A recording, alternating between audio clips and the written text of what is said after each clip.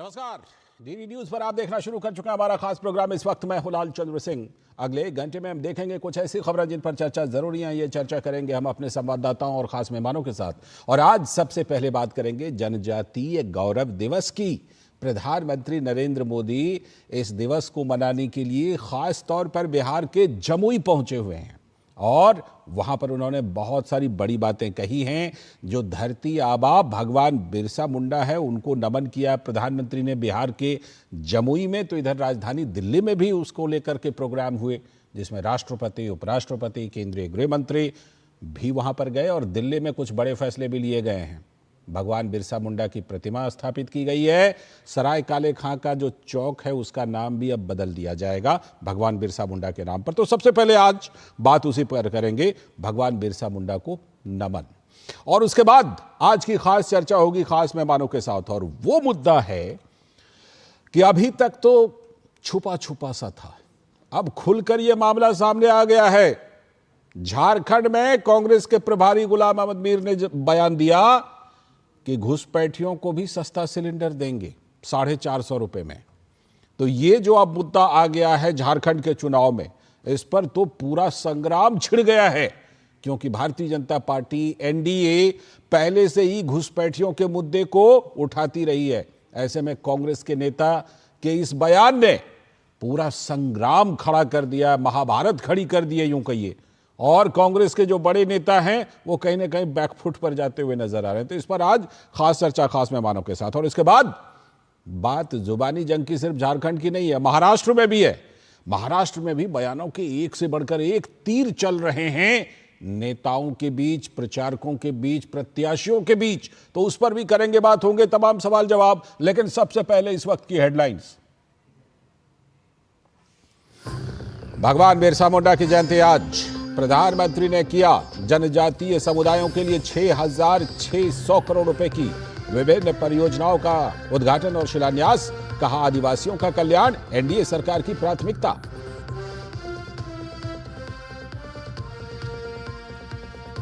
राजधानी दिल्ली में प्रेरणा स्थल पर राष्ट्रपति, उपराष्ट्रपति और लोकसभा के अध्यक्ष ने धरती आबा बिरसा मुंडा को किया नमन।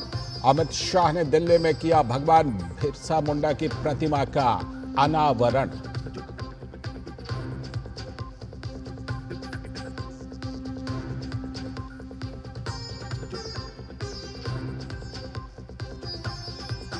महाराष्ट्र के महासंग्राम में आज फिर से गरज रहे अमित शाह। कांग्रेस समेत महाविकास आघाड़ी का भी दिखेगा दम। तो उधर झारखंड में भी दिग्गज नेताओं के प्रचार में तेजी।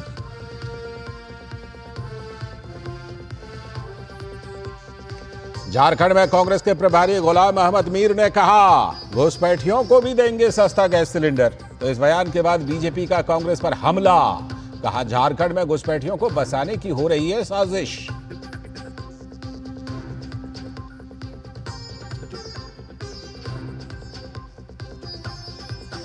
खतरनाक स्तर पर दिल्ली में प्रदूषण। AQI आज भी 400 के पार। दिल्ली एनसीआर में ग्रैप 3 लागू। निर्माण कार्यों पर रोक। प्राइमरी स्कूलों में ऑनलाइन क्लास।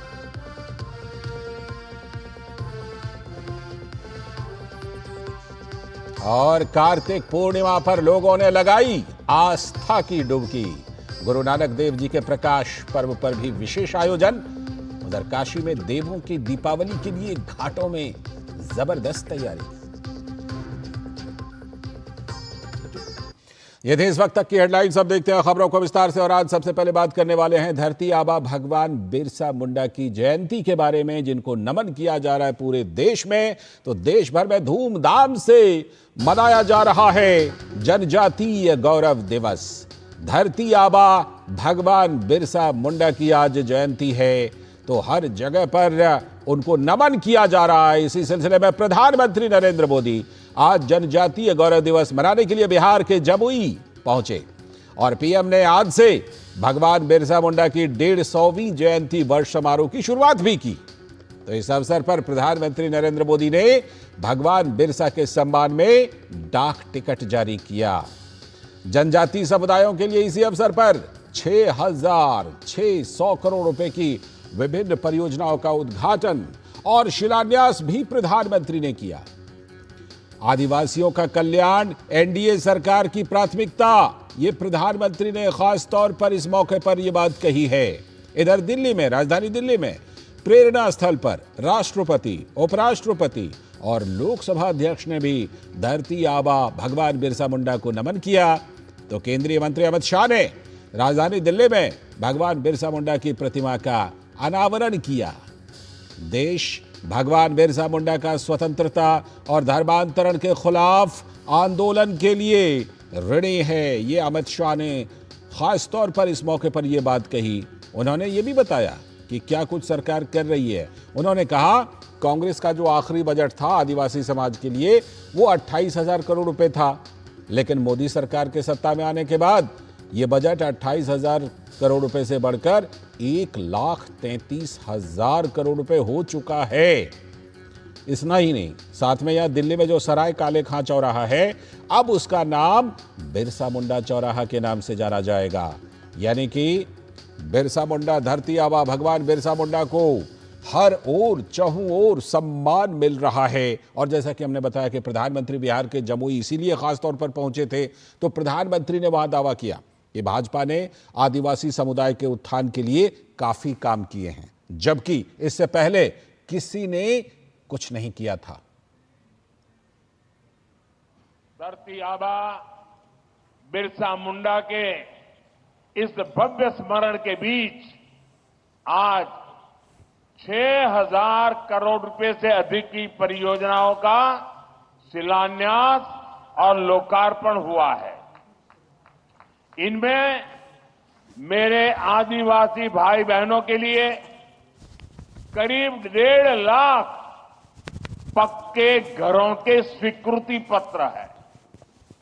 आदिवासी बच्चों का भविष्य संवारने वाले स्कूल है, हॉस्टल है, आदिवासी महिलाओं के लिए स्वास्थ्य सुविधाएं हैं, आदिवासी क्षेत्रों को जोड़ने वाली सैकड़ों किलोमीटर की सड़कें हैं, आदिवासी संस्कृति को समर्पित म्यूजियम है, रिसर्च सेंटर है।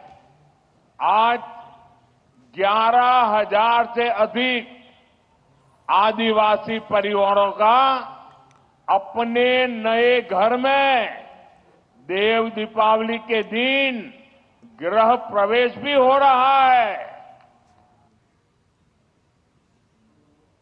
और इस समय सीधे हम चलते हैं अपने संवाददाताओं के पास। नीरज सिंह हमारे संवाददाता जुड़ चुके हैं और साथ में ऋषि कुमार यहां पर हमारे साथ दिल्ली में न्यूज रूम स्टूडियो से भी जुड़ चुके हैं। पहले मैं सीधे नीरज के पास चलता हूं। नीरज जमुई में मौजूद हैं, जहां आज प्रधानमंत्री भी मौजूद हैं। नीरज, जिस तरह से प्रधानमंत्री ने इस अवसर की शुरुआत की, जो बातें प्रधानमंत्री ने कही और जिस तरह से परियोजनाएं आदिवासियों के कल्याण के लिए उन्होंने वहां पर समर्पित की, शिलान्यास किया प्रधानमंत्री ने, और क्या क्या खास बातें, कुछ बातें तो हमने सुनवाई, और क्या खास बातें इस मौके पर कही हैं नीरज? देखिए, बिल्कुल प्रधानमंत्री जब यहाँ पर पहुंचे तो 100 आदिवासी समुदाय के द्वारा उनका भव्य स्वागत किया गया। आपने उन विजुअलों को भी देखा होगा कि प्रधानमंत्री का जब स्वागत किया जा रहा था परंपरागत वाद्य यंत्रों के द्वारा, तो प्रधानमंत्री एक ग्रुप के पास रुके भी थे और जो आदिवासी समुदाय के जो वाद्य यंत्र हैं उसको लेकर प्रधानमंत्री बजाने भी लगे। इसके अलावा आपने देखा कि ढोल भी प्रधानमंत्री ने बजाया। तो ये बताता है कि प्रधानमंत्री का आदिवासियों को लेकर कनेक्ट कैसा है, आदिवासियों की संस्कृति को लेकर किस तरीके से वो चिंता करते हैं। आदिवासी समुदाय जो इस समय हम कह सकते हैं कि पूरे देश भर में प्रधानमंत्री लगातार कोशिश कर रहे हैं कि उस आदिवासी समुदाय के लिए बेहतरी के लिए कार्य हो। आपने देखा होगा कि 10 साल पहले तक किस तरीके के इलाके रहते थे जहां नक्सलवाद की समस्या थी, विकास की जो डोर है आदिवासी इलाकों तक पहुंच नहीं पाती थी। अब आप देखें कि मात्र कुछ एक जिलों में ही जो नक्सल की समस्या बची हुई है, बाकी सब जगह से नक्सल की समस्या साफ हो गई है और उसका सीधा फायदा जो आदिवासी समुदाय के जो लोग हैं उनको मिल रहा है। चाहे रोड कनेक्टिविटी की बात हो, उनके लिए बेहतर स्वास्थ्य सुविधाएं की बात हो, एजुकेशन के क्षेत्र में लगातार वहां पर जो काम है वो किया जा रहा है। और प्रधानमंत्री ने इस बात का जिक्र किया कि जो हमारे आदिवासी समुदाय के जो लोग थे जिन्होंने इस देश की आजादी में एक बड़ा योगदान दिया, उस योगदान को कितना दिया गया। और केवल एक खास वर्ग तक आजादी के योगदान को सिमटा दिया गया। तो ये इतिहास के साथ एक बड़ा धोखा है। और इसके साथ साथ आदिवासी समुदाय के द्वारा जो कार्य किए गए, जो आंदोलन किए गए, उनको भी एक तरीके से धोखा देने का प्रयास है सरकारों ने किया। मैं लौटता हूं आपके आप पास। देखें तमाम जी, मैं लौटता हूं आपके पास, दूसरे सवाल को लेकर लौटूंगा। अभी फिलहाल ऋषि के पास चलते हैं। ऋषि, एक तरफ देखिए भगवान धरती आबा भगवान बिरसा मुंडा की प्रतिमा, भव्य प्रतिमा का अनावरण, तो कहते हैं प्रतीकात्मक सम्मान ये हुआ, और दूसरी तरफ जो वास्तविक चीजें हैं, गृह मंत्री ने बताई कि कहाँ 28,000 करोड़ रुपए का बजट होता था और कहाँ आज आदिवासियों जनजातियों के विकास के लिए मोदी सरकार ने 5 गुना लगभग कर दिया है बजट को। अमित शाह ने और क्या खास बातें कही, ऋषि?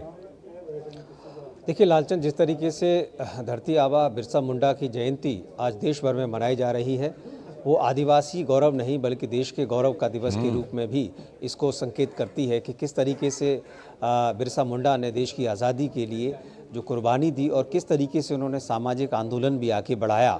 आज इसको सरकार शिद्दत से याद कर रही है, और सरकार न सिर्फ उन्हें याद कर रही है बल्कि उनके जो सपने थे देश में, जो आदिवासी समुदाय को लेकर ख़ास तौर से उनको आगे बढ़ाने का प्रयास कर रही है। इसी कड़ी को आज अगर हम देख सकते हैं दिल्ली में, चाहे वो संसद भवन हो या फिर आज जिस तरीके से जो बिरसा मुंडा की जो प्रतिमा का अनावरण गृह मंत्री के द्वारा जो किया गया, जो बांसेरा पार्क है वो स्थल हो, और वहाँ पर जो एक सराय कालेखां पार्क है उसका नाम भी जो है बिरसा मुंडा चौक के नाम से किया गया है। ये जो चीज़ें हैं ये तो प्रतीकात्मक चीज़ें हैं। दूसरी चीज़ें जैसे कि आपने खुद कहा कि, और गृह मंत्री ने भी इस चीज़ को रेखांकित किया कि जो प्रयास आदिवासी विकास के लिए इस सरकार ने किए हैं, सबसे पहले तो उन्होंने इस बात को भी बताया कि कैसे अटल बिहारी वाजपेयी सरकार के दौरान आदिवासी मंत्रालय अलग से बना, जिसमें आदिवासियों के कल्याण के लिए जो प्रयास हैं वो अलग से किए गए। दूसरा, अब जो बजट है उस बजट का लेखा जोखा बताता है कि जो बजट एलोकेशन है वो अपने आप में कितना महत्वपूर्ण है, क्योंकि इस पूरे के पूरे प्रयास में आदिवासियों की शिक्षा, उनका रोजगार और उनके जो प्रोडक्ट हैं, अगर हम कहें सही मायनों में जो उनको आर्थिक संबल देने वाले हैं, उनको भी बाजार में लाने के लिए आदिवासी मंत्रालय की तरफ से जो तमाम प्रयास किए जा रहे हैं, हम कह सकते हैं कि अब वो चीज़ें धीरे धीरे ऐसी चीज़ें हो रही हैं जो आम जनमानस के बीच में पहुंच रही हैं। जो आदिवासी उत्पाद हैं उनके जरिए जो आर्थिक उनका संबल है वो बढ़ रहा है। और जो महत्वपूर्ण जी,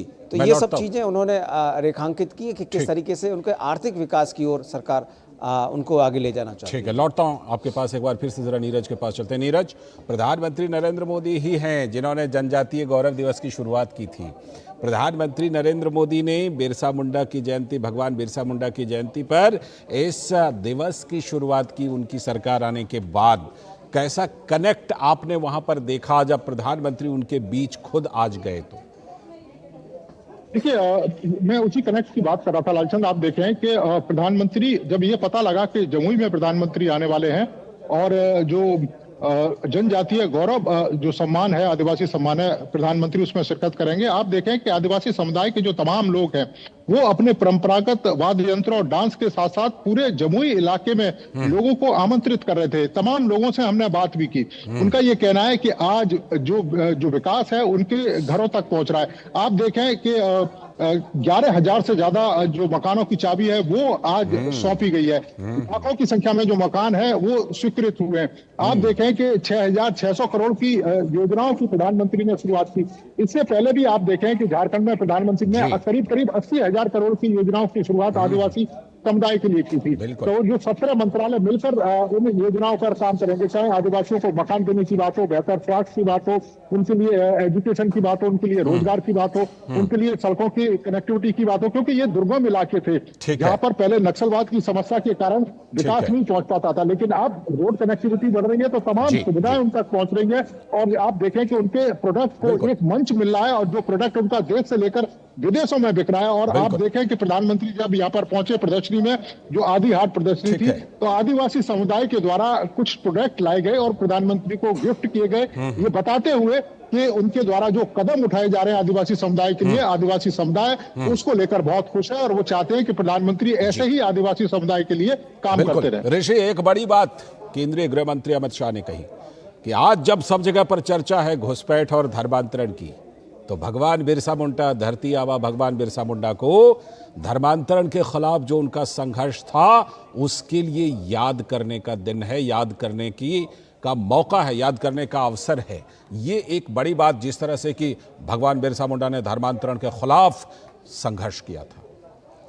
बिल्कुल, देखिए लालचंद, जिस तरीके से आदिवासी समुदाय है वो अपनी जो पहचान है उसको लेकर हमेशा से जागरूक रहा है। और जब गृह मंत्री इस मामले में जब भाषण दे रहे थे लोगों के सामने, तो उन्होंने इस बात को बताया कि जब उनका दाखिला उनके पिताजी ने एक ऐसे स्कूल में कराया जो कि एक मिशनरी स्कूल था, और उन लोगों ने कोशिश की कि जो गृह मंत्री ने बताया कि उनका धर्मांतरण हो सके या उन्हें अपने धर्म की ओर आकर्षित किया जाए, तो ऐसे में उन्होंने न सिर्फ उसको खारिज किया बल्कि अपनी जो पहचान है, अब जो धार्मिक पहचान है या उनकी जो आदिवासी पहचान है उसको उन्होंने प्रमुखता देते हुए इस चीज़ को आगे बढ़ाया। निश्चित तौर से आदिवासी समुदाय में इस तरीके के धर्मांतरण जो हैं, चाहे वो प्रलोभन के माध्यम से होते रहे हों, एक बड़ी समस्या है।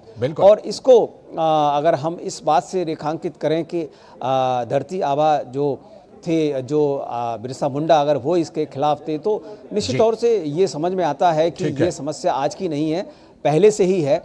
और इसमें जो है आदिवासी समुदाय अपनी पहचान और अपना जो गौरव है उसके लिए हमेशा से संघर्षरत रहा है और आज उसको वो एक गौरव के रूप में मानता है। जी बिल्कुल बिल्कुल ऋषि, एकदम आज के मौके पर ये जो, जैसे आपने बिल्कुल बहुत जिस तरह से बताया कि बिरसा मुंडा ने खुद ही, भगवान बिरसा मुंडा ने अपने स्कूल के दिनों में इन चीज़ों को वहाँ पर महसूस किया। और आज भी ऐसी चर्चा होती है कि जब कभी स्कूलों में जाते हैं तो कई से खबरें आती हैं कि इस तरह की कोशिशें होती हैं। बहुत बहुत शुक्रिया फिलहाल ऋषि और नीरज, आप दोनों का यहाँ जुड़ने के लिए और इस मुद्दे पर तमाम बातें करने के लिए। अभी वक्त है एक ब्रेक का, और ब्रेक के बाद जब लौटेंगे तब बात करेंगे कि क्या कुछ झारखंड में मुद्दों को लेकर हो रहा है, क्योंकि जो बातें कल तक दबी छुपी थी अब वो जुबान पर आ गई हैं। कांग्रेस के नेता खुलकर कह रहे हैं घुसपैठियों को भी देंगे सस्ता सिलेंडर, तो बयान को लेकर कोहराम मचा हुआ है। करेंगे इस पर खास चर्चा। फिलहाल वक्त है एक छोटे से ब्रेक का। आपके घर के खाने में रेस्टोरेंट जैसा स्वाद ले आए MDH का शाही पनीर मसाला। पनीर को क्या मस्त बना डाला। जब धरती चीर कर निकलता है लोहे का पत्थर और मिलता है मोंगिया के जोश से, फिर तपता है, पिघलता है और बनता है फौलाद। अब होता है सरिया सारी खूबियों के साथ। मोंगिया स्टील, मजबूत देश का मजबूत सरिया। यार Ajay, look at your dad. हम इस उम्र में ऐसे रहेंगे क्या? बिल्कुल रहेंगे, अगर पापा जैसी सही प्लानिंग की तो। जैसे कि? मेरे पापा ने इन्वेस्ट किया LIC के जीवन अक्षय में, जो दे रहा है इमीडिएट और guaranteed annuity at regular intervals, जिंदगी भर के लिए। वाह, पर हमें तो इस एज तक वेट करना पड़ेगा ना? बिल्कुल नहीं, हमने तो अभी इन्वेस्ट किया है LIC के न्यू जीवन शांति में, जो हमें देगा डिफर्ड एन्युटी, मतलब कुछ साल बाद से रेगुलर इनकम। आई सी। LIC के एन्युटी प्लान्स दे एन्युटी ऑप्शंस और नियमित इनकम पाने में फ्लेक्सिबिलिटी भी। LIC, हर पल आपके साथ। स्वागत है ब्रेक के बाद। DD न्यूज पर आप देख रहे हैं इस वक्त, और जैसा कि ब्रेक पर जाने से पहले हमने बताया था कि झारखंड में एक मुद्दा जो इस बार न सिर्फ चुनाव के दौरान, चुनाव से पहले भी काफी गर्म था ये मुद्दा, और चुनाव के दौरान तो गर्म है ही। अब उस गर्म मुद्दे में जो बातें ढकी छिपी हुई थी वो खुलकर सामने आ गई कांग्रेस नेता के एक बयान से कि घुसपैठियों को भी देंगे सस्ता सिलेंडर, तो कोहराम मचा हुआ है। तो झारखंड में इस बयान को लेकर के कोहराम मचा हुआ है।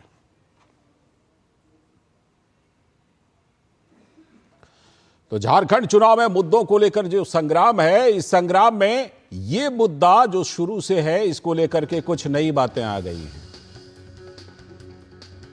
NDA बनाम इंडी गठबंधन के बीच ये जो चुनावी जंग छिड़ा हुआ है, इसमें मुद्दे को लेकर झारखंड में घमासान दिखने लगे हैं।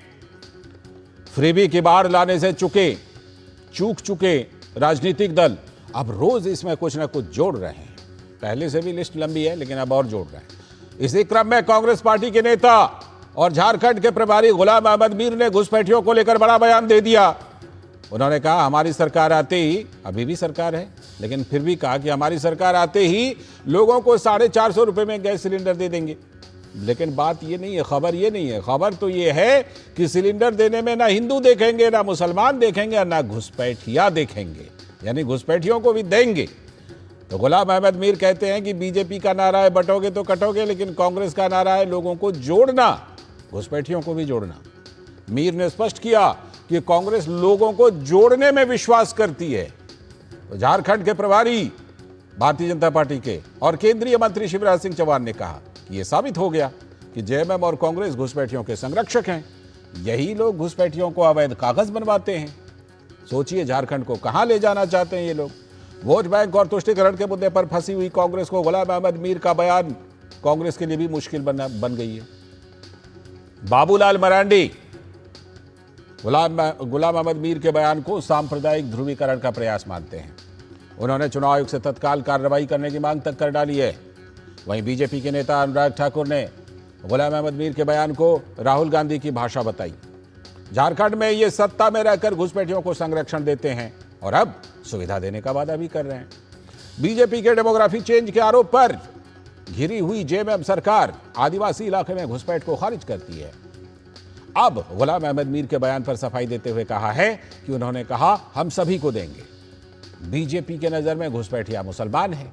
इन बयानों को लेकर खुद गुलाम अहमद मीर भी अब सफाई दे रहे हैं कि उनकी बात को तोड़ा मरोड़ा गया। लेकिन क्या घुसपैठिया का मुद्दा इतना सरल है जो कांग्रेस और जेएमएम बता रहे हैं? पिछले वर्षों में बांग्लादेश से आए घुसपैठियों की आदिवासी इलाकों में शादी करने और घर बनाने तक का मामला हाई कोर्ट में भी पहुंच चुका है। झारखंड में जमाई टोल की चर्चा भी आम है। दामाद टोला जिसे कहते हैं, दामाद गांव। पाकुड़ सहित कई जिलों में एक साजिश के तहत उन्हें बसाने की खबर भी चर्चा में आ चुकी है। लेकिन इस तरह के प्रयास की निंदा भी हो रही है। आदिवासी इसे अपने अस्तित्व पर संकट मान रहे हैं।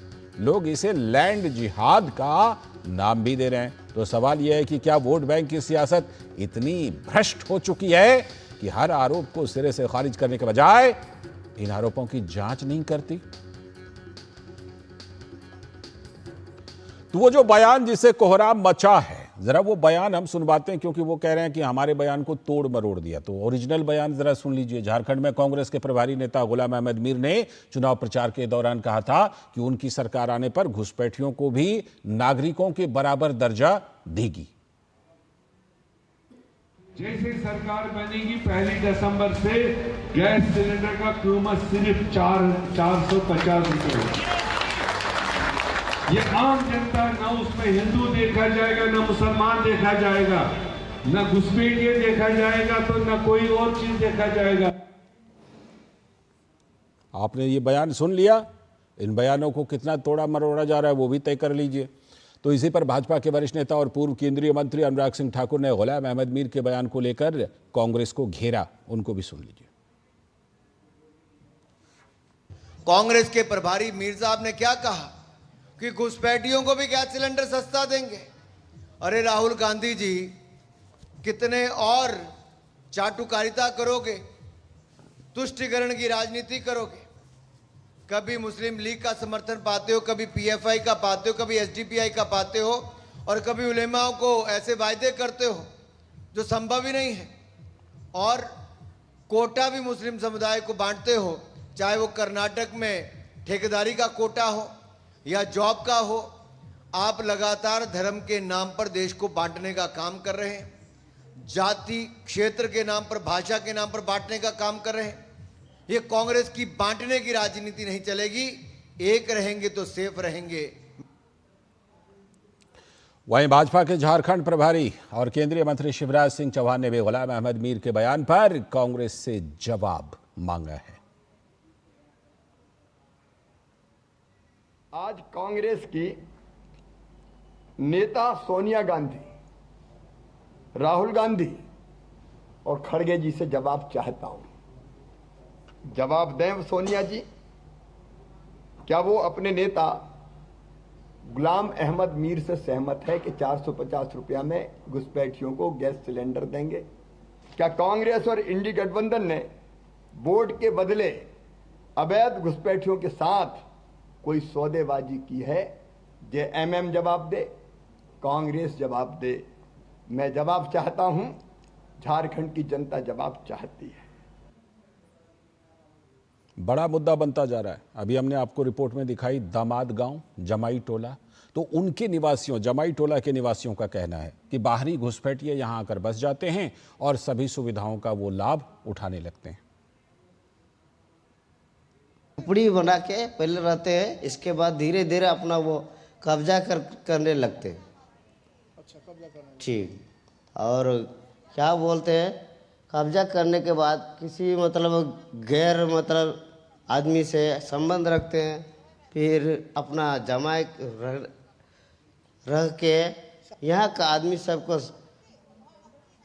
कुछ भी नहीं हो पा रहा है, हम लोग को सता रहा है। फिर वही लोग अपना जो है जनसंख्या वृद्धि करते हैं, हम लोग का जो है जनसंख्या तो घटते जा रहा है, वही लोग का जनसंख्या बढ़ते जा रहा है। ऐसे में हम लोग को बहुत तकलीफ हो रहा है। किसका जनसंख्या बढ़ रहा है? बांग्लादेश वाले लोगों का? हाँ सर। अच्छा। बांग्लादेश से जो आते हैं वहाँ से सब घुसपैठी है। कैसे नकारेगी इस बात को, क्योंकि वहां पर जो मौजूद हैं जिनको तकलीफ हो रही है वो अपनी बात कह रहे हैं। खैर, आज इसी पर खास चर्चा करने के लिए हमारे साथ जुड़ रहे हैं हमारे साथ अनिरुद्ध प्रताप सिंह जी, भारतीय जनता पार्टी के प्रवक्ता। बहुत बहुत स्वागत अनिरुद्ध प्रताप सिंह जी आपका इस चर्चा में। साथ में डॉक्टर तनुज खत्री जी, झारखंड मुक्ति मोर्चा के प्रवक्ता। बहुत बहुत स्वागत डॉक्टर तनुज खत्री जी आपका भी इस चर्चा में। और हमारे साथ दिवाकर कुमार, हमारे संवाददाता, और हमारे सलाहकार संपादक विनोद मिश्र जी भी जुड़े हुए हैं। मैं पहले दिवाकर के पास चलता हूं। दिवाकर, हम लोग तो लंबे समय से ये बात करते ही रहे हैं, चुनाव तो अब वहां पर झारखंड में चल रहा है, लेकिन उसके पहले भी हमने इस मुद्दे पर कई बार चर्चा की है। पहले ये मुद्दा बना, अब चुनाव में भी मुद्दा है, लेकिन एक फर्क देखने को मिल रहा था कि कहीं ना कहीं बात जो है वो जिसे कहते हैं ना कि छुपी हुई थी, लेकिन गुलाम अहमद मीर के बयान ने उस बात को बिल्कुल उस बात से पर्दा बेपर्दा कर दिया और बीजेपी के हाथ में एक मौका थमा दिया कि जो आरोप वो लगा रहे थे महीनों से, उस आरोप में कितनी सच्चाई है।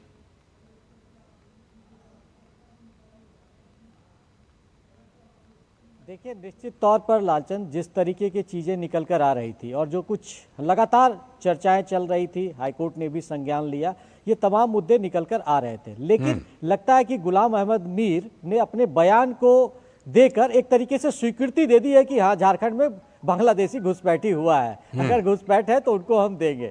तो ये जो एक कह सकते हैं ना, जिसको लगातार जेएमएम नकार रही थी, कांग्रेस नकार रही थी कि ये बीजेपी की जुमलेबाजी सिर्फ है, तो अब लगता है कि गुलाम अहमद मीर ने जो बयान दिया है उससे साफ हो गया कि हाँ, संथाल में घुसपैठिया है और उनको हम देंगे। तो एक जो बाबूलाल मरांडी आरोप लगा रहे हैं ध्रुवीकरण का, उसको भी लगता है कि बल इस तरह के बयान से मिलता है। और लगातार जब इस तरह के बयान पर बीजेपी की ओर से जब अटैक होने लगा तो कांग्रेस और जेएमएम दोनों अपनी तरीके से डैमेज कंट्रोल में सामने आ गई कि नहीं, बयान को तोड़ मरोड़ कर पेश किया गया, जो कि आप बयान साफ तौर पर सुन सकते हैं कि उन्होंने साफ तौर पर कहा कि हम हिंदू को भी देंगे, मुस्लिम को भी देंगे, घुसपैठिया है तो उसको भी देंगे। तो इसमें कहीं कोई तोड़ मरोड़ वाली बात नहीं है। लेकिन अब चूंकि डैमेज कंट्रोल की बात बीजेपी अटैक हो गई कि एक तरीके से आपने स्वीकृति की है कि आपके राज्य में, झारखंड में घुसपैठी हुआ है, तो उसको लेकर अब एक तरीके से जो डैमेज कंट्रोल चल रहा है, तो कहीं ना कहीं हमको लगता है कि जेएमएम और कांग्रेस दोनों बैकफुट पर इस मामले पर हो सकते हैं। या फिर हो सकता है कि कुछ दिनों बाद आपको सुनने में आए कि गुलाम अहमद मीर कहें कि नहीं, हमने ऐसा कुछ नहीं बोला था। इस तरह की चीजें भी आ सकती है। लेकिन फिलहाल ये जो बयान निकलने के बाद एक तरीके से, पूरी तरीके से जो हम कह सकते हैं, वो कांग्रेस घिरती हुई नजर आ रही है यहां पर, और उनके पास अब इसके लिए जवाब देने के लिए हमको नहीं लगता है कि अभी उनकी तरफ से खुलकर कोई सामने आ रहा है। सिर्फ एक ही सेंटेंस आ रहा है कि उनके बयान को तोड़ मरोड़ कर पेश किया गया है। बिल्कुल, कहीं ना कहीं आपने सही कहा कि देखिए, डैमेज कंट्रोल में लग तो गए हैं, लेकिन मुझे लगता है कि ये बयान से चादर कुछ ज्यादा ही फट गई है। कितना रफू करेंगे वो तो देखा जाएगा। लेकिन विनोद जी, जिस तरह से कि ये बयान आ गया सामने, हम लोग बात करते ही रहे हैं, और वहाँ जेएमएम और कांग्रेस पर बीजेपी हमलावर है, आरोप लगा रही है, हाईकोर्ट भी कह चुकी है। ऐसे में इस बयान के सामने आने के बाद अब जो डैमेज कंट्रोल किया जा रहा है, कोशिश हो रही है, विनोद जी, क्या ये डैमेज कंट्रोल बचा पाएगी जेएमएम कांग्रेस गठबंधन को? लाल जी, हमको पहले आपकी इस स्टोरी में गुलाम अहमद मीर कौन है ये समझने की जरूरत है। गुलाम अहमद मीर जम्मू कश्मीर से आते हैं और जम्मू कश्मीर में कांग्रेस के बड़े नेता हैं, पार्टी के अध्यक्ष भी रहे हैं। ठीक है। तो गुलाम अहमद मीर का कोई ऐसा नहीं है कि कुछ भी वो बोल देंगे, और कोई भी ऐसे नेता हैं, ऐसे नेता नहीं है। वो प्रभारी है और जम्मू कश्मीर में कांग्रेस पार्टी की आप कह सकते हैं कि एक तरह से फेस है। तो आप ये बात गुलाम अहमद मीर जैसे लोगों को ये बोलने में क्यों आसानी होती है, इसका मैं जस्ट एक उदाहरण देता हूँ कि आप ये देखिए कि रोहिंग्या की जो एक बड़ी खेप जम्मू कश्मीर पहुंची, तो वहां वो जम्मू में उसको डेरा डाला गया, रोहिंग्या कश्मीर में नहीं गए, और हजारों लोग एक तरह से वो अपना डेरा डाल के और जम्मू में अपना ठिकाना बना लिया। तो जब ये पूछा गया कि भाई ये जब रोहिंग्या को जिसने भी लाया, कहा आप सोचिए कि बांग्लादेश से आते हुए रोहिंग्या जम्मू कश्मीर पहुंच गया तो वो जम्मू जाने के बजाय वो हिंदू का पूरा जो इलाका है, बाहुल इलाका है, वहां बसाने के अलावा उनके लिए सहूलियत क्यों नहीं हुई कि उनको कश्मीर ले जाया गया। लेकिन नहीं, कश्मीर वो नहीं गए, वो जम्मू में गए, और जम्मू में उनकी पूरी तरह से खातिरदारी हुई, सारा कुछ राशन पानी व्यवस्था से लेके सब कुछ शुरू हुआ। तो सवाल ये है कि गुलाम अहमद मीर इस कल्चर को जानते हैं, उनको पता है कि आदिवासी इलाके में आज वो सफाई ये दे रहे हैं कि वो कह रहे हैं कि बीजेपी जो है हर घुसपैठिए को मुसलमान कहती है, तो उनके लिए रोहिंग्या भी एक मुसलमान है, लेकिन वो कश्मीर में नहीं है, वो जम्मू में है। इसलिए वो अगर बांग्लादेशी जो भी आए हैं, घुसपैठ से आए हों या जिस तरीके से आए हों, ये बात तो साफ है कि वो आदिवासी इलाके में क्यों गए। ऐसे कई इलाके हैं जो वहां मुस्लिम डोमिनेटेड है, झारखंड में, पश्चिम बंगाल से लगता हुआ इलाका है, उस वहां क्यों नहीं बसाए गए? वो क्यों जाके आदिवासी इलाके में बसते हैं और डेमोग्राफी वहां की चेंज होती है। जो जमाई टोला के नाम की चर्चा जो हम लोग कर रहे थे, उस तरह की वहां घटनाएं हो रही है, वही लोग बसाते हैं, वही लोग फिर उसका कागज बनाते हैं। ये सारी चीज रिपोर्ट सिर्फ जुबानी जंग नहीं है। आपकी बातों से तो इशारा मिल रहा है कि आप लैंड जिहाद की तरफ इशारा कर रहे हैं। लैंड जिहाद के कल जो परसों ही ईडी का जो छापा पड़ा है पश्चिम बंगाल से लेकर झारखंड तक में, कई अरेस्टिंग भी हुई है, कई लोग सामने में आए हैं उस चीज को लेके कि कैसे उनको होटल में रुकाया जाता है, फिर उनको कैसे वहां जगह ठौर बनाया जाता है। तो ये अचानक बढ़ती हुई आबादी सिर्फ एक पॉलिटिकल और सियासी बात करके आप उसको खारिज नहीं कर सकते। आपको इस बात को गंभीरता से लेना ही पड़ेगा। आप कितना खारिज करेंगे? डॉक्टर तनुज खत्री जी कैसे खारिज करेंगे? एक तरफ गुलाम अहमद मीर भी कह रहे हैं कि हाँ घुसपैठियों को भी देंगे सस्ता सिलेंडर, दूसरी तरफ हमने जमाई टोला के निवासी की बात सुनवा दी आपको, वो कह रहे हैं बड़ी परेशानी हो रही है, सब चीज़ों पर कब्जा करते जा रहे हैं। कैसे अब इस चीज़ को कितना भी डिनाइल मोड में रहेंगे, कैसे इनकार करेंगे डॉक्टर तनुज खत्री जी? देखिए, इसका फैसला चूंकि भारतीय जनता पार्टी ने सभी विषयों को चुनावी मुद्दा बना दिया है, वो जनता के बीच में भी इन मुद्दों को लेकर के जा रहे हैं, और उससे ज्यादा मीडिया के प्लेटफॉर्म पर, सोशल मीडिया के प्लेटफॉर्म पर तमाम जो उपक्रम हैं उस पर वो बोल रहे हैं। और इसका जवाब अब पहले चरण में तो चुनाव हो चुका है, ठीक 43 सीटों पर, और उसमें भारतीय जनता पार्टी को उनकी अपनी खुद की स्थिति की भी अनुभूति हो चुकी है, क्योंकि कार्यकर्ता सभी बूथों पर रहते हैं, सभी विधानसभाओं में सभी के प्रत्याशी होते हैं। अब जब दूसरे चरण का चुनाव है, तो उसको बेसिकली ये मुद्दा भारतीय जनता पार्टी का टारगेट था संथाल को लेकर के। तो हमें अब सिर्फ थोड़ा इंतजार करने की आवश्यकता है। जनता इस मुद्दे को खत्म कर देने जा रही है 23 तारीख। अच्छा, इसलिए मैं ये कह रहा हूं, यानी आप कह रहे हैं कि चुनाव में इन लोगों के बीच ये मुद्दा नहीं है, ये कहना चाह रहे हैं आप?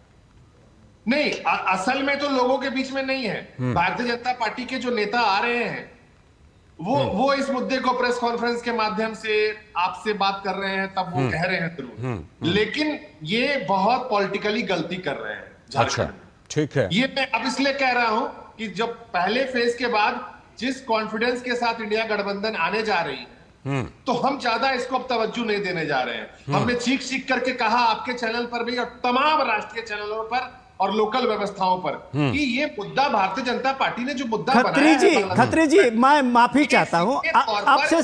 खत्री जी, गृह मंत्रालय का मुद्दा है। खत्री जी, सिर्फ मान लिया मैं, सब गृह मंत्रालय का मुद्दा है। आपसे मैं सिर्फ ये जानना चाह रहा हूँ, मैं आपसे बात ही नहीं कर रहा हूँ सर। मैं बड़ी बड़े अदब से आपसे गुजारिश करके आपसे माफी मांगते हुए तनुज जी फिर से आपके पास आ रहा हूं। नहीं, मैं आपसे एक सवाल पूछना चाहता हूं। तनुज जी सिर्फ एक सवाल पूछेंगे, उसके बाद फिर आ रहा हूं। पूछना चाहता हूं सर। अरे मैं आपको जानता हूं सर, आप क्या है। तनुज जी एक सवाल खाली ले लीजिए ना, एक सवाल ले लीजिए, उसके बाद फिर आ रहा हूं। मैं सिर्फ आपसे पूछना चाहता हूं, मैं आपका एजेंडा जानता हूं, मैं आपको भी जानता हूं। आप बताइए, सवाल मैं सिर्फ आपसे मैं माफी चाहते हुए एक सवाल खाली पूछ रहे हैं, सवाल पर भड़किए नहीं। एक सवाल जस्ट मैं आपसे पूछना चाहता हूं, आपका जवाब देने के लिए हमारे पास ठीक है, मैं आप दोनों के पास लौटता हूं। मैं जरा मुझे अनिरुद्ध जी के पास जाने दीजिए। अनिरुद्ध जी काफी देर से इंतजार कर रहे हैं। अनिरुद्ध जी ये कह रहे हैं कि देखिए बीजेपी ने कोशिश तो बड़ी की, लेकिन बीच में ना बोलिए। ठीक है। दरअसल चर्चा में हो जाता है, इसलिए इसको उतना ज्यादा सीरियसली नहीं लीजिए। मिल जाएगा दूसरे चरण में। तनुज जी 23 दिसंबर को झारखंड से हवाई हो गए ना। अच्छा ठीक है, तो 23 जनवरी का इंतजार, 23 दिसंबर का इंतजार ही कर लेते हैं ना फिर। 23 दिसंबर का इंतजार कर, 23 तारीख को तो बिल्कुल हो गई। विनोद जी आप सवाल पूछना चाह रहे थे, पूछिए। बस मेरा सर आपसे बस यही गुजारिश है। मैं जानता हूं आप भड़किए मत, आप भड़कते ही रहते हैं दिन भर। मेरा सवाल सिर्फ है कि हम लोगों ने आपको सिर्फ पूछा, आपसे सिर्फ ये सर, मैंने आपसे सिर्फ ये पूछा है। देखिए कितने सम्मान के साथ आपसे बात कर रहे हैं, विनम्रता से आपको कर रहा हूं, और आप जो है वहां से फैल रहे हैं, फैलिए मत, फैलिए। मैं जानता हूं आपको, विनम्रता से आपसे विनम्रता से पूछ रहा हूं। सिर्फ देखिए आपसे मैं बड़ी विनम्रता से पूछ रहा हूं कि क्या आप आपसे मैं ये सिर्फ आपसे पूछना चाहता हूं, सवाल ही पूछ रहा हूं, सवाल पूछ रहा हूं। छोड़ दीजिए, कुछ भी नहीं है, खाली सवाल ले लीजिए। आपसे सिर्फ सवाल ही मैं पूछ रहा हूं, कुछ नहीं है, सवाल ले लीजिए। अरे मैं आपसे सिर्फ सवाल पूछ रहा हूं खत्री जी, मैं आपको एक्सपोज नहीं कर रहा हूं। नहीं, सवाल सुन लीजिए, सवाल सुनिए ना। भारतीय जनता पार्टी का चोला हटा के पूछिए। अरे भाई साहब, पहले सवाल तो सुन लीजिए, उसके बाद उसमें चोला नजर आएगा ना। जो चोला पहना दीजिएगा, पहले सवाल सुन लीजिए, फिर उसमें चोला तय कीजिएगा। जो चोला पहना दीजिएगा मैं पहन लूंगा। ठीक है, पहले सवाल मैं पूछना चाहता हूं कि हमने आपके सामने में जो रिपोर्ट रखी है वो गुलाम अहमद मीर के बयान पे है। ठीक। और गुलाम अहमद मीर अगर कहते हैं हम घुसपैठियों को ये देंगे गैस सिलेंडर 450, तो क्या जेएमएम जो है इस बात को मानते हुए घुसपैठियों को भी 450 में सिलेंडर देगी? ये बात आप यहाँ कहिए या ना कहिए, देखिए इसमें कोई रंग नहीं था। तो आप कह रहे थे भाजपा का चोला, ये चोला बीजेपी का, होम मिनिस्ट्री का, आप गुलाम अहमद मीर के बयान के साथ आप हैं कि नहीं है? गुलाम अहमद मीर गलत कह रहे हैं? हाँ, सीधा सा सवाल है, उनके बयान के साथ हैं? इन सज्जन का सवाल हो गया, तो इनको भी मिलेगा। अगर ये झारखंड के निवासी होंगे तो इनको भी मिलेगा 450 रुपए में गैस सिलेंडर। बांग्लादेशी घुसपैठियों को भी ना? अरे बांग्लादेशी घुसपैठियों को अमित शाह जी को बोलिए कि निकाल के बाहर करो। हाँ, नहीं तो दे दो गृह मंत्रालय हमें, हम निकाल बाहर करेंगे अगर होंगे। आ रहा हूँ अनिरुद्ध जी, आ रहा हूँ। तनुज जी अपनी बात पूरी कर रहे हैं, इसीलिए नहीं है घुसपैठ का कोई फायदा नहीं है। जितना आप लोग ये मुद्दा बना लीजिए झारखंड, लेकिन गुलाम अहमद मीर ने एक्सेप्ट कर लिया कि घुसपैठिए हैं। जब घुसपैठिए हैं तभी तो 450 में सिलेंडर देने की बात कर रहे हैं। ठीक है, ठीक है। अब अनिरुद्ध जी बहुत देर से इंतजार कर रहे हैं। अनिरुद्ध जी के पास 23 तारीख को तो हम लोग मिलेंगे ही। तनुज जी 23 तारीख को तो मिलेंगे, स्पेशली समय निकाल करके बिल्कुल आइएगा। मोस्ट वेलकम, हम आपका इंतजार करेंगे। Most welcome. उस दिन जो है अगर आपकी जीत होती है तो किसी ना किसी जरिए आपसे मिठाई भी खाएंगे, अगर उस दिन आपकी जीत होती है तो। लेकिन अभी फिलहाल अनिरुद्ध जी वो करे, कोई मुद्दा नहीं है। 23 तारीख को देखिएगा सारे मुद्दे हवा हो जाएंगे। बिल्कुल। आज भगवान बिरसा मुंडा की जन्म जयंती है, तो उसकी हार्दिक शुभकामनाएं सबको। आपको भी बहुत बहुत तीन है। एक मुद्दा वहां पे है भ्रष्टाचार। आप देखिए मुख्यमंत्री वहां पे कोई आंदोलन पे नहीं, वहां पे भ्रष्टाचार में जेल गए हुए थे। इनके बड़े बड़े नेता घर में करोड़ों रुपए कैश मिलता था। दूसरा सबसे बड़ा मुद्दा वहां पे है रोटी बेटी माटी का है, और घुसपैठियों का मुद्दा है। क्योंकि ये बिल्कुल क्लियर है कि 28% आज संथाल परगना में जनसंख्या आदिवासी भाई बहनों बची है, जहां पे 44% जनसंख्या हुआ करती थी। ये लोग बहुत ही स्ट्रैटेजिक मॉडल के थ्रू और गजब के तरीके से विनोद जी ने खैर बताया भी, मैं उसको आगे एक्सटेंड करूंगा कि डेमोग्राफी को किस तरीके से लोग चेंज करते हैं। आप पूरा झारखंड को लीजिए, संथाल परगना में 44% जनसंख्या हुआ करती थी, आज 28% है। आप बात करते हैं अमित शाह जी गृह मंत्रालय, अरे भाई लोकल वेरिफिकेशन तो आपकी स्टेट पुलिस करती है, लोकल एडमिनिस्ट्रेशन आपका एसडीएम के हाथ में होता है, वोटर आईडी कार्ड वो जारी करते हैं। लेकिन वो तो कह रहे हैं हमको गृह मंत्रालय दे दीजिए, हम संभाल लेंगे। वो कह रहे हैं हमको केंद्रीय गृह मंत्री बना दीजिए, हम संभाल लेंगे, कह रहे हैं वो। नहीं, ये तो और लूट, ये इनको तो मुख्यमंत्री बनाया था ना वहां पे जनता ने। झारखंड में मनरेगा में घोटाला कर बैठे ये, इनके यहाँ धीरज साहू के यहाँ 350 करोड़ कैश मिलता है, आलमगीर जी यहाँ जेल जाती, इनके मंत्री हैं। भाई जितने लोग हैं इनके, मतलब ऐसा लग रहा है जैसे आंदोलन में नहीं, करप्शन की सीरीज उसमें जा रहे हैं, जेल में जा रहे हैं, और कोई केस इनका जो है वो ऐसा नहीं कोर्ट इनको डिनाई करता है, चार्ज फ्रेम होता है, उसमें जमानत मिलता है। जमानत तो आतंकवादी को भी मिल जाती है, तो उसमें कौन सी बड़ी बात है। इनका हालत ये हो चुकी है कि जो कांग्रेस और इनका जो इंडिया अलायंस है, ये दोनों लोगों को सफाया हो रहा है, क्योंकि आदिवासी सम्मान का सवाल है वहां पे। ठीक है, आप ठीक है। पूरा मिनरल घोटाला करके बैठे हुए हैं जी। अपने लोगों को आप मिनरल देते चले जा रहे हैं, आप अपने लोगों को मनरेगा घोटाला हो, कोई आप पूरा झारखंड में उठाइए, चतरा से लेके चाहे आप उठाइए क्या कहते हैं रांची उठाइए, चाहे डेवलप डिस्ट्रिक्ट लीजिए, चाहे जो टीएमएफटी में घोटाला कर बैठे जिनको आदरणीय प्रधानमंत्री ठीक है, ठीक है, ठीक है। केंद्र से योजनाएं जाती हैं, उसको ये लोग नहीं देना चाहते राज्य में। यानी भ्रष्टाचार भी बड़ा मुद्दा है घुसपैठ के साथ। दिवाकर अभी तनुज जी ने तमाम, ठीक है, ठीक है, दिवाकर तनुज जी ने अभी तमाम बातें कही। उन्होंने कहा देखिए ये बीजेपी के द्वारा फुलाया गया गुब्बारा है। हम थोड़ी देर के लिए मान लेते हैं दिवाकर, थोड़ी देर के लिए मान लेते हैं कि बीजेपी राजनीति कर रही है, लेकिन सवाल ये झारखंड हाईकोर्ट ने इस मुद्दे पर क्या कहा था वो भी तो हमारे बीच में है। इस मुद्दे पर झारखंड हाईकोर्ट ने क्या कहा? झारखंड हाईकोर्ट तो राजनीति नहीं कर रही थी दिवाकर। नहीं, हाईकोर्ट कैसे राजनीति कर सकती है? हाईकोर्ट तो किसी भी चीज पे जो उसके पास शिकायतें आती है, पीएलआई होता है, हाईकोर्ट स्वतः संज्ञान लेती है जब उनके पास कंप्लेंट्स आती है। अगर आज जो हम लोगों ने बाइट सुनाई है वो जमाई टोला वाली बाइट, अगर इस तरह की बाइट सुनती है तो ऑटोमेटिक है कि चीजों को स्वतः संज्ञान हाईकोर्ट लेती है, तो वो एक अलग मुद्दा है। लेकिन जो चुनावी मुद्दे की बात अनिरुद्ध जी कर रहे हैं, तनुज खत्री जी बोल रहे हैं, तो निश्चित तौर पर देखिए झारखंड में 3-4 मुद्दे तो इस बार लहर रहे हैं चुनाव में। पहले चरण का चुनाव हो गया है और जब सेकंड चरण का चुनाव आया है तो जो चुनावी वॉर है वो कोयलांचल और संथाल के इलाके में शिफ्ट किया है। लेकिन एक तरीके से कहिए कि जो भारतीय जनता पार्टी लगातार बांग्लादेश घुसपैठ का मुद्दा बता रही थी, कर रही थी, और जो माहौल पिछले साल भर से एक तरीके से झारखंड में बना हुआ था, उसको लगता है कि कांग्रेस के गुलाम अहमद मीर ने आकर हवा दे दी है। उन्होंने एक तरीके से जो प्लेटफॉर्म है, बीजेपी को प्लेटफॉर्म दे दिया, खुला मंच वहां पर कि आप अपनी बात अब रखिए। तो इस तरीके से हमको लगता है कि बीजेपी को उन्होंने और यहाँ पर संजीवनी देने का काम किया है गुलाम अहमद मीर ने। अब ठीक है, डैमेज कंट्रोल की बात वो लोग कर रहे हैं, लेकिन हमको जो लगता है कि वो वहां पर उन्होंने बीजेपी को एक तरीके से संजीवनी दे दिया है कि भाई अब तो भ्रष्टाचार, ये जो बांग्लादेशी घुसपैठ का मुद्दा हम तो स्वीकार करते हैं हुआ है। वही बात है कि वो जो एक पर्दे के अंदर था उसे कहीं ना कहीं हटा दिया। जी हाँ बिल्कुल ठीक है, मैं लौटता हूं विनोद। तो वही हम कह रहे हैं ना कि बीजेपी के लिए एक मुद्दा उन्होंने हाथ में दे दिया। ठीक है विनोद जी अभी हम हाईकोर्ट की टिप्पणी की चर्चा कर रहे थे। लंबे समय से यह मुद्दा चल रहा है, ऐसा नहीं कि चुनाव आया और यह मुद्दा आ गया। लंबे समय से यह है, डेटा है कि किस तरह से डेमोग्राफी में बदलाव हुआ है।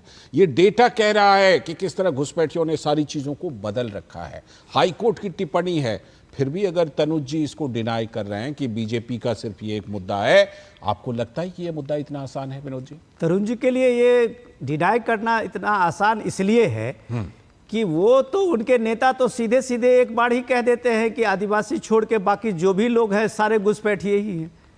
तो ये जो नैरेटिव का फर्क है, जो परसेप्शन देते हैं और परसेप्शन में वो सारे लोगों को घुसपैठी बता देते हैं, तो वो एक तरह से बचाव करने की मुद्रा में आते हैं। और ये जो खत्री जी जो खींच दिखा रहे थे, ये गुस्सा करने की जरूरत नहीं है।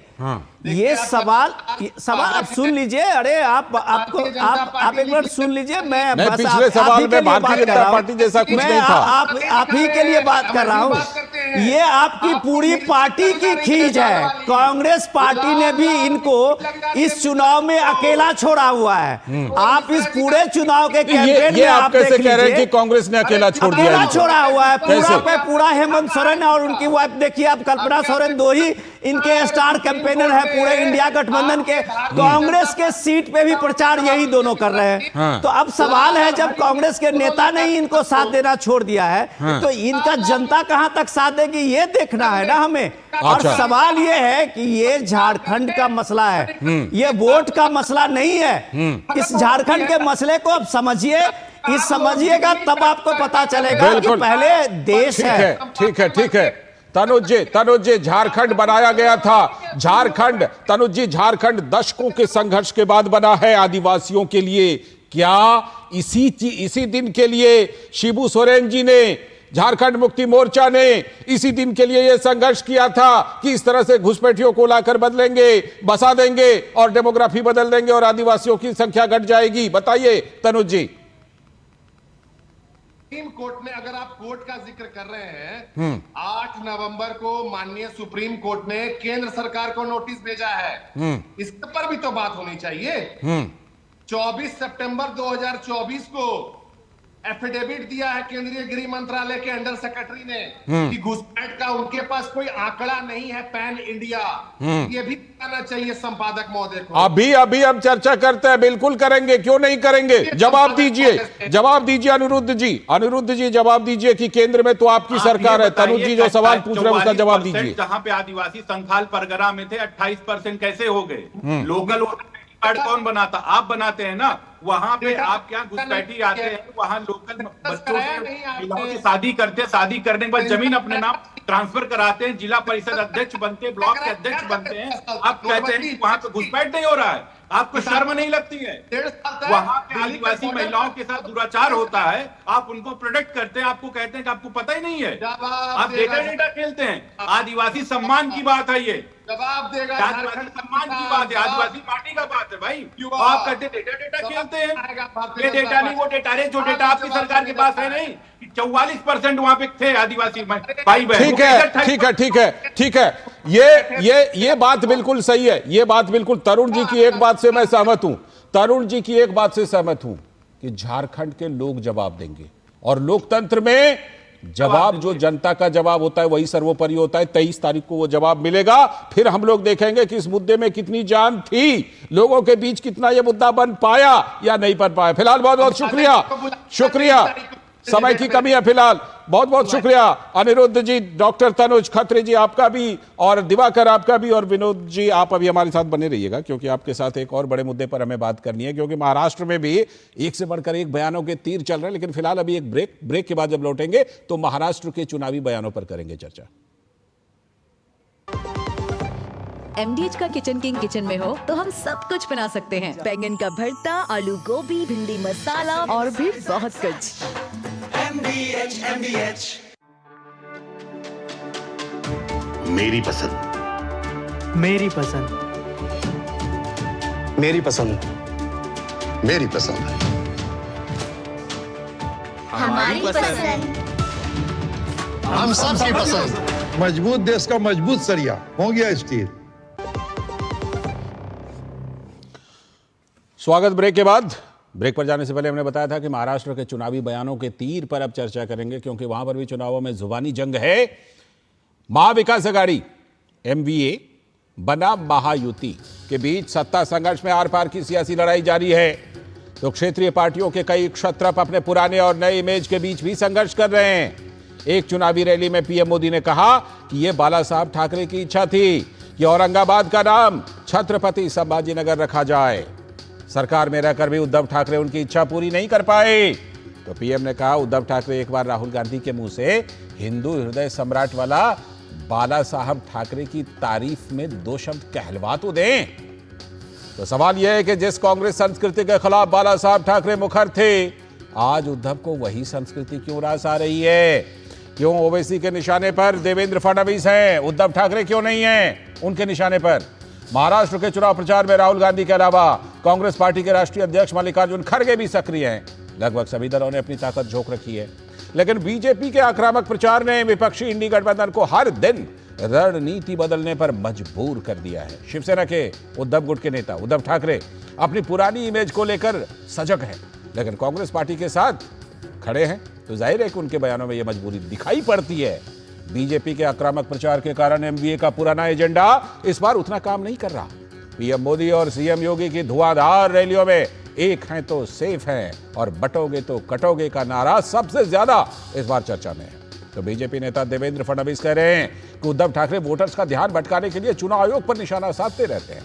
सवाल यह है कि लोकसभा के चुनावी पिच पर खेलने आए एमवीए को विधानसभा में महाराष्ट्र के सियासी पिच में साथ क्यों नहीं मिल रहा है।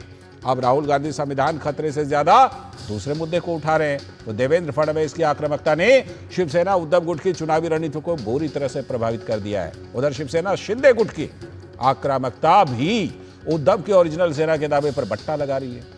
इस बीच कांग्रेस पार्टी बटेंगे तो कटेंगे नारे से सबसे ज्यादा उद्वेलित नजर आ रही है।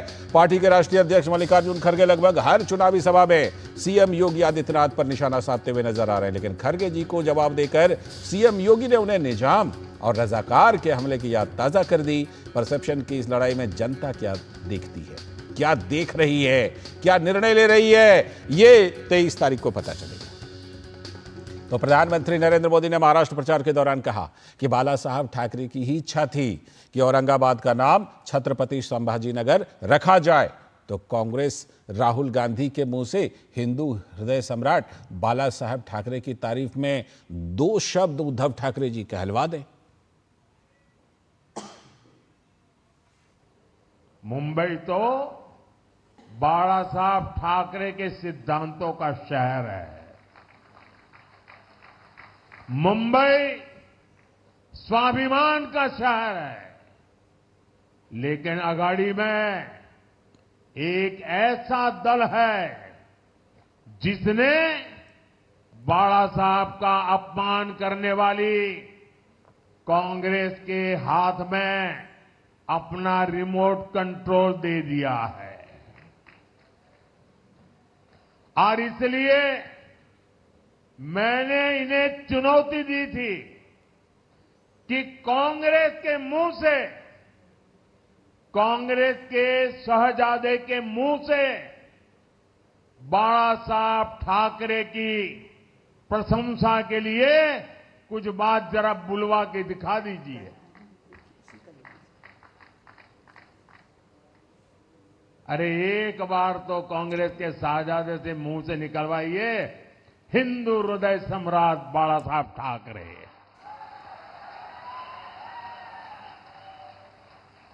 और जिस दिन आप इतना करवा लोगे ना, आपको सचमुच में अच्छी नींद आएगी, कभी अस्पताल नहीं जाना पड़ेगा।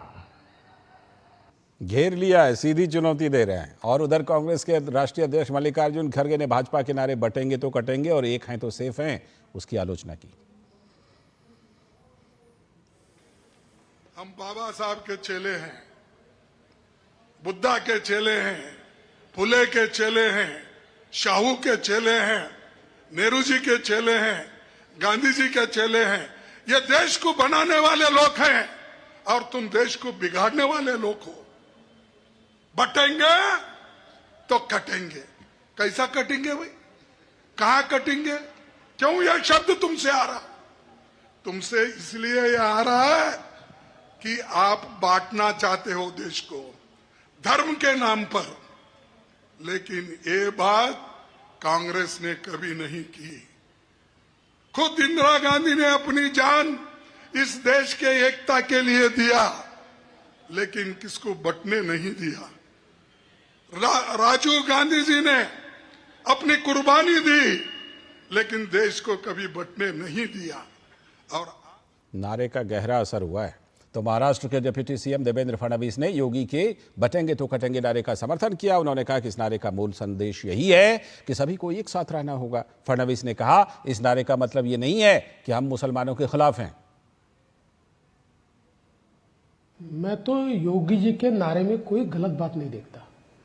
इस देश का इतिहास देखिए, जब जब ये देश जातियों में बटा, प्रांतों में बटा, समुदायों में बटा, तब तक ये देश गुलाम हुआ। देश भी कटा और व्यक्ति भी कटे। इसलिए बटेंगे तो कटेंगे, ये इस देश का इतिहास रहा है। और मैं समझ नहीं पाता हूं कि अगर कोई ये कहता है कि बांटिए मत और बटिए मत, तो इस पर ऑब्जेक्शन लेने की क्या बात है। वहीं एआईएमआईएम के प्रमुख असदुद्दीन ओवैसी ने डिप्टी सीएम देवेंद्र फडणवीस पर गृह मंत्री होने के बावजूद बंटवारा करने का आरोप लगाया। वोट का जिहाद हो रहा, कहां पे हो रहा वोट का जिहाद? और इलेक्शन कमीशन क्या नींद की गोली खा के सो गया है क्या?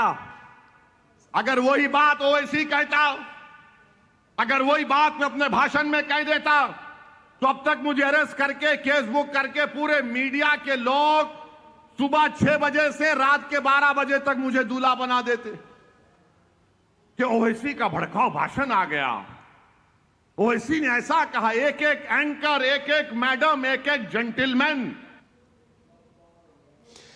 तो ये तमाम बयान चल रहे हैं। सीधे जुड़ते हैं, शिशिर शेलार हमारे संवाददाता जुड़ चुके हैं इस खबर पर चर्चा करने के लिए, और विनोद जी भी हमारे साथ हैं ही यहाँ पर मौजूद। पहले शिशिर से बात कर लेते हैं। शिशिर, तमाम बयान तो चल रहे हैं, लेकिन मुझे जरा ये बताइए, जब से पीएम चुनौती देकर आए हैं कि जरा बाला साहब के सम्मान में हो जाए 2 शब्द, कुछ जवाब आया उधर से कि नहीं अभी तक? देखिए, इस वक्त अगर देखा जाए तो महाराष्ट्र में कई सारी रैलीज जो है एमवीए की हो चुकी है। मुंबई की बात करें तो मुंबई में भी सबसे पहली शुरुआत जो है एमवीए की रैली की हुई थी बांद्रा कुर्ला कॉम्प्लेक्स में, जहां पे एक मंच पे राहुल गांधी, उद्धव ठाकरे और साथ ही साथ शरद पवार भी मौजूद थे।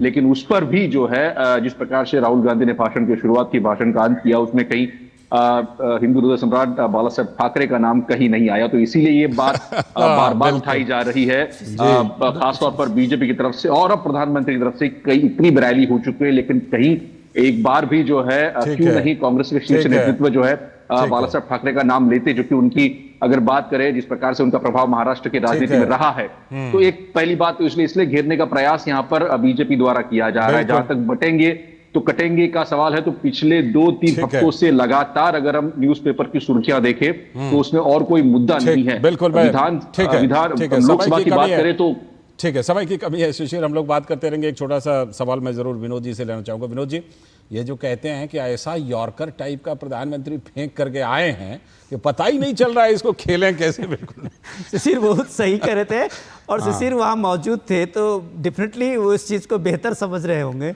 लेकिन मुझे आश्चर्य इस बात से है कि हरियाणा के चुनाव में मल्लिकार्जुन खड़गे कभी नहीं गए, और आज वो आप उनका देखिए कि महाराष्ट्र के चुनाव में वो सबसे ज्यादा उनकी रैलियां हो रही है। तो महाराष्ट्र के चुनाव में कम से कम सीएम योगी का वो बटोगे कटोगे बयान मल्लिकार्जुन खड़गे को कहीं दुखती नब्ज पे हाथ रख दिया। ठीक है। अब वो हर बात में अपने हर भाषण में बात करते करते उस बटोगे कटोगे पे आ ही जाते हैं, और ये भी बात जाहिर सी बात है कि जनता में क्या असर है ये तो देखना बाकी है। बिल्कुल, नेताओं में इस बात का असर दिख रहा है, ये बात तो हम लोग समझ सकते हैं उनके बयानों से। इसलिए भी समझ सकते हैं कि इसके पहले खड़गे जी कभी योगी जी की बातों को लेते नहीं थे, कभी उस पर बोलते नहीं थे, लेकिन अब लगातार बोल रहे हैं। बहुत बहुत शुक्रिया, समय की कमी है फिलहाल। विनोद जी बहुत बहुत शुक्रिया, शिशिर आपका भी बहुत बहुत शुक्रिया, आगे भी हम लोग बात करते रहेंगे। तो फिलहाल आज के इस वक्त में इतना ही, पूरी टीम को दीजिए अनुमति, नमस्कार।